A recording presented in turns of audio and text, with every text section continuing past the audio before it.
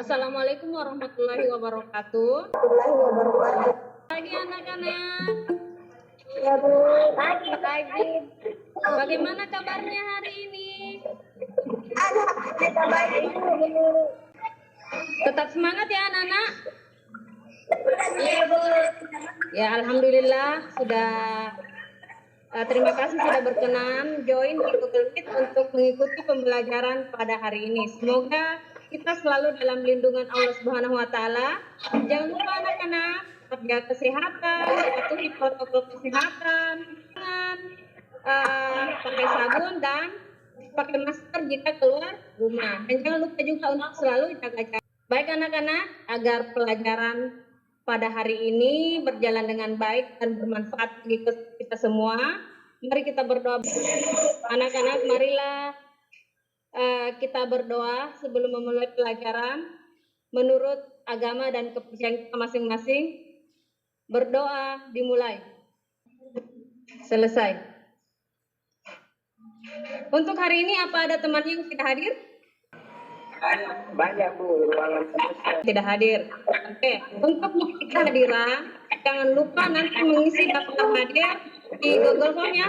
Ada saya kirim di Google Classroom dan di grup PWA link absen untuk pertemuan hari ini. Jadi anak-anak, materi yang akan kita bahas pada pertemuan ini yaitu tentang fungsi permintaan dan penawaran. Adapun tujuan pembelajaran yang akan kita capai pada hari ini, setelah mengikuti kegiatan pembelajaran melalui pendekatan STM dengan model pembelajaran problem based learning, peserta didik mampu mendeskripsikan terbentuknya keseimbangan pasar dan struktur pasar dan menyajikan hasil pengamatan tentang dengan penuh tanggung jawab, bekerja keras, toleransi, dan mandiri. Masih ingat materi pekan lalu tentang permintaan dan penawaran? Dijelaskan apa itu permintaan. Sedikit bentuk yang harus terjadi. Jadi jaringan. Ya, silakan. Hukum permintaan dan penawaran. Ibu.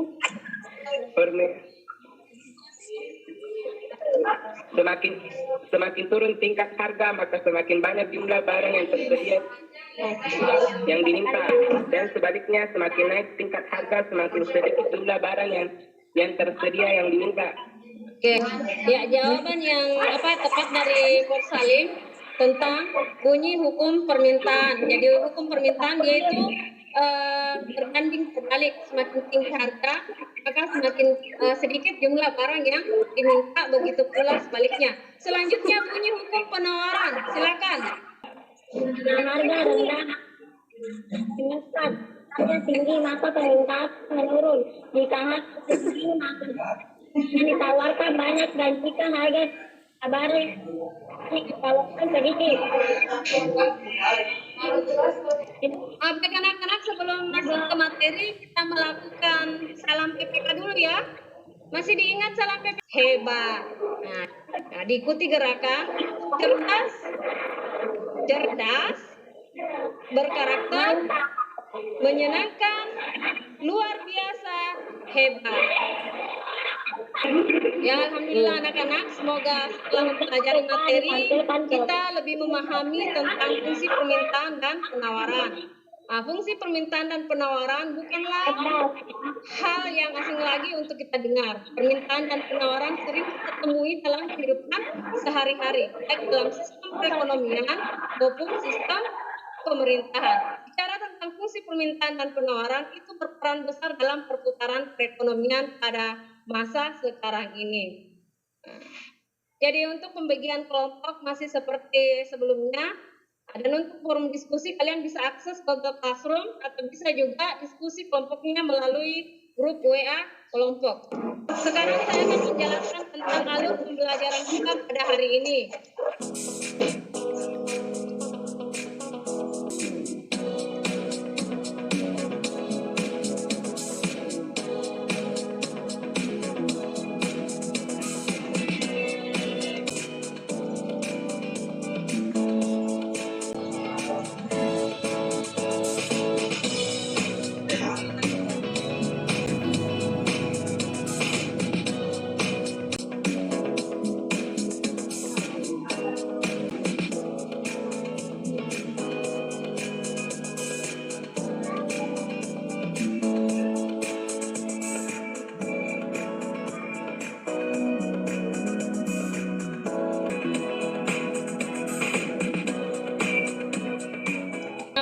video tadi, apa yang dapat kalian tangkap dari video tersebut?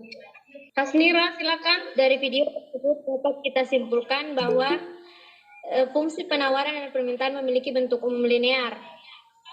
Oke, jawaban yang tepat dari Hasnira. Masih ada tambahan lain? Silakan Mursalim. Salah seorang temannya berpendapat dan dia mengirimkan di chat bahwa video tersebut tercermin adanya fungsi penawaran dan fungsi permintaan yang memiliki bentuk yang sama. Nah, ada jawaban lain? Itu pendapat dari Santi temannya tadi terkait video dari Nabila. Dia mengirimkan ke chat bahwa dari video tersebut fungsi penawaran dan permintaan berbentuk persamaan yang menunjukkan kaitan antara harga barang di pasar dengan jumlah barang yang ditawarkan, faktor-faktor yang memengaruhinya. Itu pendapat dari Nabila. Ya, saya rasa pendapat dari teman-temannya tadi cukup bagus. Selanjutnya kita lihat materi bentuk persamaan garis yang melalui titik X1, Y1, Y2. Di mata pelajaran mana biasa kalian lihat? Di mata pelajaran mana biasa kalian lihat persamaan ini? Matematika, Bu. Di matematika kelas berapa pernah kalian pelajari persamaan ini? 8 kelas 9. Kelas 8 dan kelas 9, yaitu pada saat kalian masih SMP. Nah, sering kalian temui, sudah pernah dipelajari, tetapi bukan di ekonomi, yaitu di pelajaran matematika. Nah, fungsi persamaan inilah yang akan kita gunakan nanti ketika kita akan menentukan fungsi permintaan dan fungsi penawaran. Harga barang dan jumlah permintaan produk yang diminta. Sedangkan fungsi penawaran adalah hubungan matematis yang menggambarkan antara harga barang dan jumlah penawaran produk yang ditawarkan produk. Oke, jawaban yang bagus dari temannya. Ada yang mau menambah? Fungsi penawaran dan permintaan berbentuk persamaan yang menunjukkan kaitan antara harga barang dan pasar dengan jumlah barang yang produsen dan kaitan antara jumlah barang yang diminta dengan faktor-faktor yang bagus dari temannya terkait fungsi permintaan dan fungsi penawaran. Nama Dini Aryani ya, mengirimkan sebuah chat yang berisi tentang pendapat dia tentang fungsi penawaran dan permintaan, yaitu berbentuk persamaan yang menunjukkan kaitan antara harga barang di pasar. Apa yang disampaikan oleh temannya tadi itu cukup sudah benar, bahwa fungsi permintaan dan fungsi penawaran itu dia dalam bentuk persamaan. Bentuk umum fungsi permintaan, kita lihat juga kurvanya, dia bergerak. Jadi bentuk umum fungsi penawaran suatu barang dicerminkan QI. Jadi QI di sini dia QS ya. Kalau penawaran itu QS, sedangkan permintaan itu QD. Jadi ada penjelasan terkait dengan fungsi permintaan dan fungsi penawaran. Nah, ini yang perlu kalian pahami baik-baik dalam menentukan fungsi permintaan dan ya diperhatikan kembali tentang fungsi permintaan maupun sudah paham, Bu? Oke, sudah dipahami. Itu diskusi ya. Di Google Classroom sudah saya kirimkan tugas kelompok. Masing-masing kelompok analisis soal tentang fungsi permintaan dan penawaran.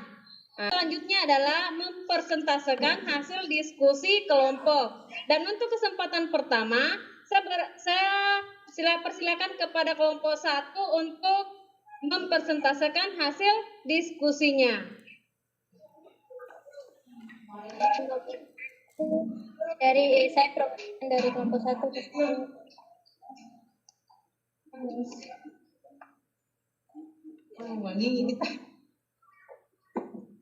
Di sebuah restoran cepat saji, harga sebuah hamburger adalah 20.000 dan kuantitas yang diminta adalah 100 buah. Ketika harga hamburger naik menjadi 25.000, kuantitas yang diminta turun menjadi 50 buah.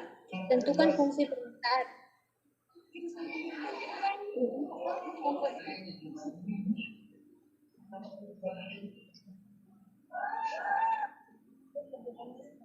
Ya, silakan.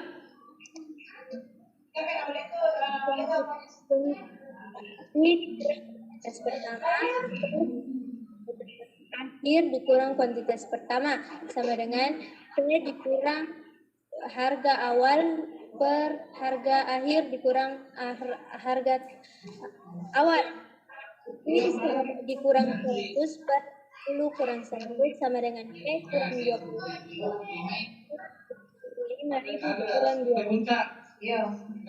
Ini 10.050. Minus 50 tambah 1.500.000 minus 50P ditambah 1.000.000 ditambah 500. Yaitu tadi hasil diskusi dari kelompok 1.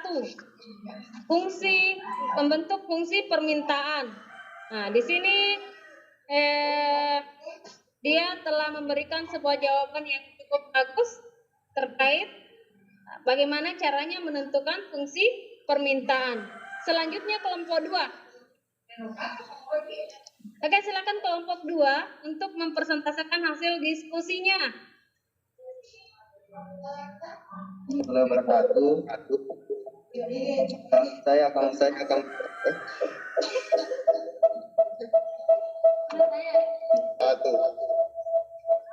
Oke, itu tadi hasil diskusi dari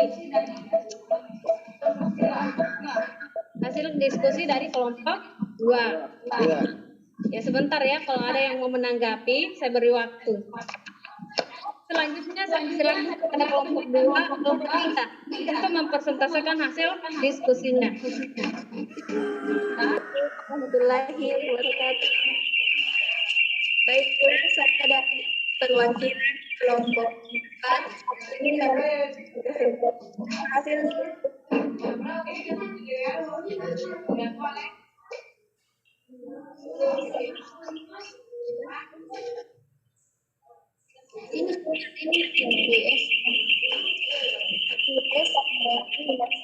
tambah 2P sama dengan 6 P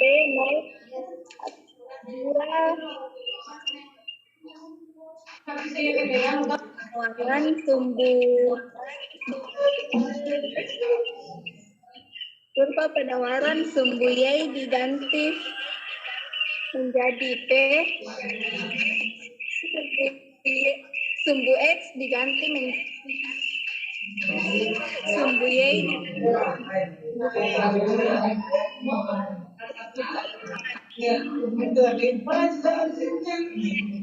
Ya, berdasarkan hasil persentase semua kelompok tadi, dari kelompok lain ada yang ingin menanggapi? Silakan. Dari kelompok lain, ya berdasarkan hasil diskusi kelompok tadi, dari kelompok lain ada yang ingin menanggapi? Silakan, saya beri kesempatan. Ya, silakan Hasnira, mau menanggapi kelompok berapa?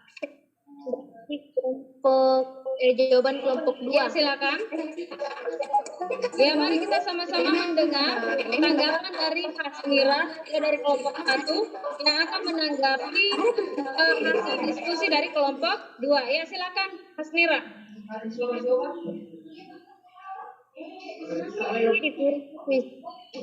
Dikurang ke 1 dengan P dikurang ke 1 kuis kurang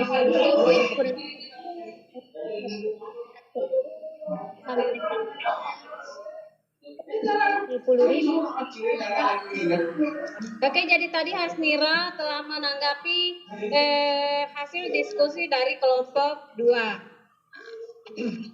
Jadi terima kasih atas partisipasinya dalam kegiatan diskusi. Alhamdulillah diskusi berjalan lancar dan tiap kelompok memberikan jawaban yang cukup bagus. Jadi untuk menentukan fungsi permintaan maupun fungsi penawaran, kita harus memahami dulu rumus yang akan digunakan. Dan kelompok 1 dan kelompok 2 tadi telah menggunakan rumus yang tepat. Nah, intinya di sini kalian bisa mengetahui yang mana P1, P2, Q1 dan Q2. P berasal dari kata price atau harga, dan Q berasal dari kata quantity atau jumlah. P1 yaitu harga mula-mula, dan P2 yaitu harga setelah mengalami kenaikan atau penurunan. Begitu pula halnya dengan Q, ada Q1 dan Q2. Jadi rumusnya dalam bentuk persamaan garis melalui 2 titik. Nah, itu kalau di matematika. Jadi bentuk persamaannya seperti itu.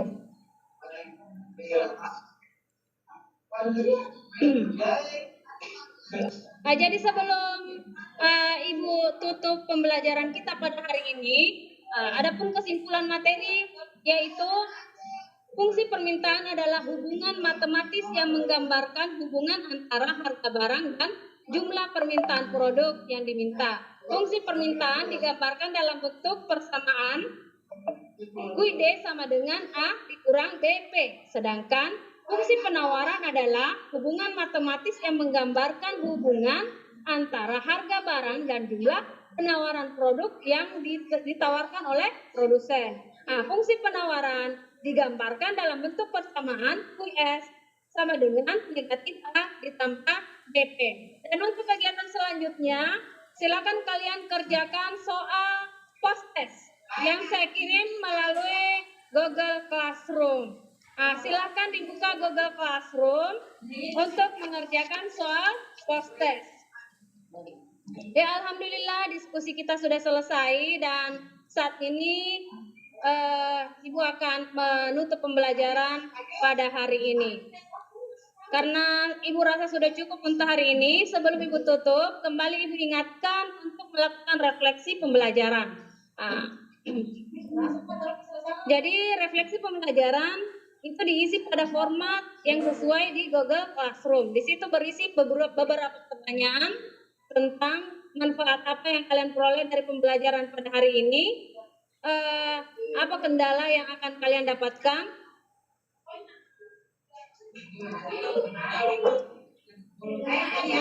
ya, kendala apa yang kalian dapatkan dalam proses pembelajaran, serta materi apa yang disukai dalam pembelajaran pada hari ini. Nah, jangan lupa untuk selalu berhati-hati apabila di luar rumah, tetap gunakan masker, dan jangan lupa untuk selalu cuci tangan.